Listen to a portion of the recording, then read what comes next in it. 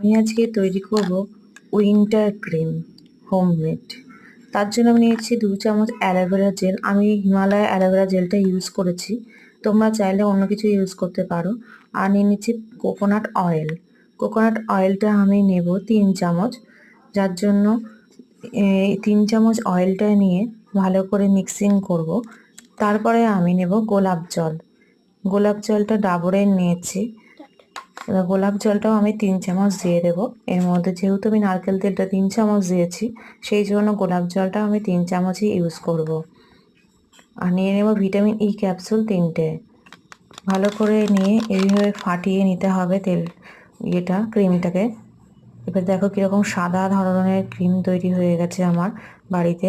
কেউ দেখলে বিশ্বাসই করবে না যে এটা বাড়িতে বানানো ক্রিম। স্কিনের সঙ্গে এতটাই সুন্দর মিশিয়ে যাবে, উইন্টারে ইউজ করার জন্য একদম পারফেক্ট ক্রিম একটা।